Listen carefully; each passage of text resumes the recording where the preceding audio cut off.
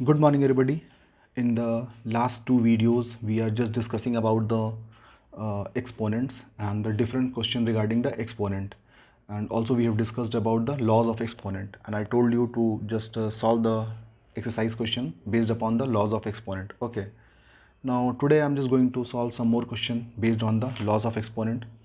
So in this question, you have to just prove that a to the power minus 1 by a to the power minus 1 plus b to the power minus 1 plus a to the power minus 1 whole divided by a to the power minus 1 minus b to the power minus 1 will be equal to 2b square whole divided by b square minus a square. ये आपको proof करनी है. Okay. तो proof करने के लिए आप देखोगे, आपको प्रूफ करने का तरीका क्या होता है कि पूरा आप इस लेफ्ट हैंड ये इक्वल टू के इधर हम लोग एल बोलते हैं लेफ्ट हैंड साइड, और इक्वल टू के उस तरफ वाले को आर बोलते हैं. तो प्रूफ करने का तरीका क्या होता है कि आप पूरा एल को सॉल्व करो और आर के इक्वल ले आओ, या पूरा आर को सॉल्व करो आप एल के इक्वल ले आओ. तो ये आपके ऊपर में डिपेंड करता है कि आप कौन सा मेथड को फॉलो करते हो. तो हम लोग इसमें एल साइड को सॉल्व करते हैं, ज़्यादा ईजी होगा हमारे लिए एल है ना. तो एल में देखो, सबसे पहले क्या है कि ये सारे पावर्स जो हैं ये बिल्कुल भी माइनस में हैं. तो पावर माइनस में है तो इसको हम लोग बिल्कुल प्लस में कन्वर्ट कर सकते हैं. कैसे कन्वर्ट करते हैं ये आपको पता है. अगर मैं इसको 1/a के फॉर्म में लिखूंगा तो ये पावर बिल्कुल ही प्लस आ जाएगा, क्योंकि न्यूमरेटर और डिनोमिनेटर को इंटरचेंज करने से पावर प्लस में आ जाते हैं. ओके. 1/ यहाँ मैं लिखूँगा, अगर मैं इसको चेंज करूँगा तो बिल्कुल ऐसे 1/a लिख सकता हूँ, और प्लस इसको मैं 1/b लिख सकता हूँ. ठीक है. प्लस यहाँ बिल्कुल 1/a 1/a माइनस 1/b. सारे को जितने भी यहाँ पे टर्म थे सारे नेगेटिव में थे, सम को मैं डिनोमिनेटर में ले गया तो सारे बिल्कुल भी प्लस में आ गए. ठीक है. नेक्स्ट स्टेप देखता हूँ. ये मेरे लिए यहाँ पे 1/a, और यहाँ पे अब मैं इसका एलसीएम लेके इसको ऐड करना चाहता हूँ. तो a और b का एलसीएम जो होगा ये बिल्कुल भी होगा ab. तो यहाँ मेरे लिए आ जाएगा ये b प्लस a. ओके. और यहाँ पे आ जाएगा 1/a होल डिवाइडेड बाई, जब आप यहाँ पे एलसीएम लोगे तो ये भी एलसीएम मेरे लिए आ जाएगा ए बी, और जब यहाँ पे आप लिखोगे तो ये आ जाएगा मेरे लिए बी माइनस ए. ठीक है. नेक्स्ट स्टेप में इसको मैं सॉल्व करूँगा. तो ये सॉल्व करने का तरीका तो ये आपने पढ़ा होगा पहले से. अगर कोई भी नंबर अगर A by B divided by C by अगर डी होता है तो मैं इसको ऐसे लिखता हूँ, ये A by B into D by C. इसको इंटरचेंज करके लिखते हैं, है ना, न्यूमरेटर डिनोमिनेटर को, ये पता होगा आपको. तो मैं इसको लिखूँगा यहाँ पे 1/a इंटू, ये चला जाएगा ऊपर, ये ए बी, और ये आ जाएगा बी प्लस ए. ओके. और फिर यहाँ प्लस में 1/a, सेम पैटर्न, इसको उल्टा लिखेंगे, ये आ जाएगा A B by B minus A. ठीक है. ब्रैकेट आप बिल्कुल खुद से इस्तेमाल करोगे तो कभी एरर नहीं होगा, अदरवाइज़ हमेशा एरर होने के चांसेस बहुत ज़्यादा होते हैं अगर आप ब्रैकेट इस्तेमाल नहीं करोगे तो. ओके. तो ए से आपका ए कैंसिल हुआ, यहाँ भी आपका ए से ए कैंसिल हुआ. ठीक है. नेक्स्ट स्टेप देखता हूँ क्या बचता है. यहाँ बचेगा हमारा B by B plus A bracket में, और plus B by B minus A. ठीक है. अब मेरे को इसको ऐड करना है, तो ऐड करने के लिए एलसीएम लेना होगा. अब इन दोनों का एलसीएम क्या है मेरे को समझ नहीं आ रहा है. तो अगर आपको समझ नहीं आ रहा है एलसीएम क्या है तो डायरेक्टली उन दोनों टर्म को मल्टीप्लाई के फॉर्म में लिख लो. तो आ जाएगा यहाँ पे b प्लस ए, और यहाँ पे आ जाएगा आपको b माइनस ए. ओके.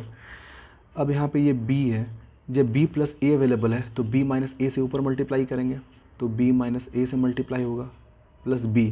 यहाँ b माइनस ए अवेलेबल है तो b प्लस ए से मल्टीप्लाई होगा, तो b प्लस ए से मल्टीप्लाई होगा.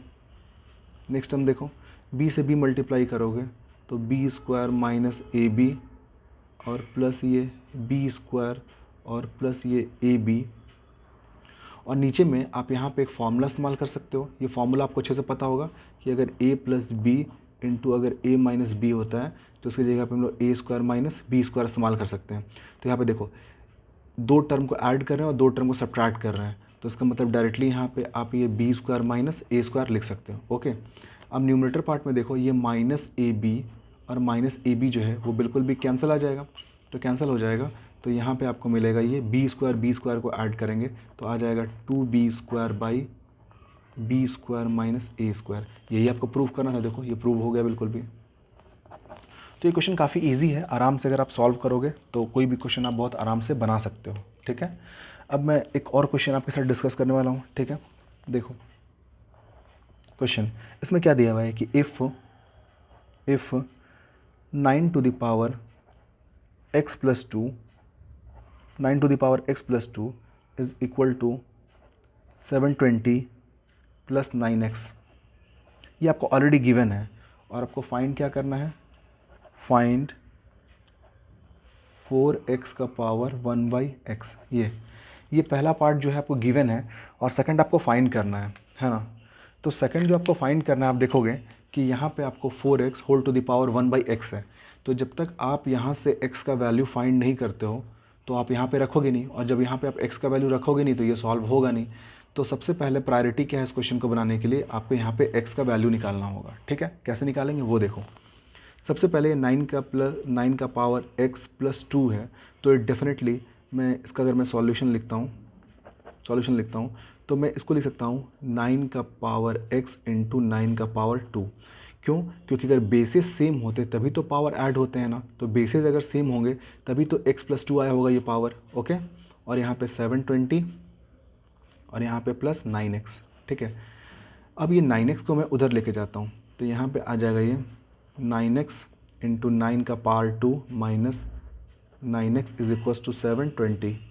ठीक है, अब यहाँ पे देखो इन दोनों टर्म में से 9 का पावर जो x है बिल्कुल भी कॉमन आ जाएगा। ठीक है, यहाँ क्या बचेगा, 9 का पावर 2 माइनस 1, क्योंकि यहाँ जा चुका है तो ये 1 ही बचेगा, और यहाँ पे ये 720।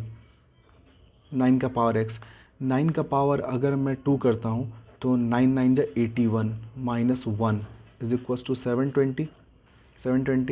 तो यहाँ पे 9x इज़ इक्वल टू आ जाएगा 720 और 81 माइनस 180, और 80 उधर चला जाएगा डिवीज़न में। ठीक है, तो आप देखोगे 0 से 0 आपका कैंसिल होगा और ये कैंसिल होगा आपको बिल्कुल भी 9 टाइम्स में।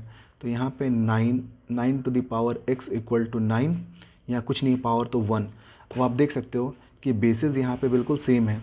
जब बेसिस सेम है तो डेफिनेटली आपको x का वैल्यू कितना मिलेगा, x का वैल्यू 1 मिलेगा। ठीक है, x का वैल्यू 1। नाउ मेरे को क्या फाइंड करना है, मेरे को फाइंड करना है 4x का पावर 1/x। ठीक है, अब मेरे को x का वैल्यू तो मिल चुका है 1, मैं x के यहाँ पे 1 रखूँगा तो 4 into 1 by 1 to the power 1 है ना। x के यहाँ पे मैंने 1 1 लिखा तो यहाँ पे 4 इंटू 1 4 और पावर यहाँ पे 1, तो 4 का पावर 1 मतलब ये आ जाएगा 4। तो ये होगा आपका फाइनल आंसर 4। ओके, तो आई होप कि ये क्वेश्चन जो है वो बहुत आराम से आप समझ गए होंगे। ठीक है, इसी पे बेसिस्ड मैं कुछ और क्वेश्चन आपको देता हूँ एज अ होमवर्क, तो आप इसको सॉल्व कर लेना। मैं क्वेश्चन लिख देता हूँ एज अ होमवर्क। ठीक है, क्वेश्चन देखो, 2 का power 2x plus 1 is equal to 17 into 2 का पावर x माइनस 2 का पावर 3। ठीक है, ये क्वेश्चन को आराम से आप सॉल्व कर सकते हो। ठीक है, कुछ और क्वेश्चन भी मैं लिखता हूँ।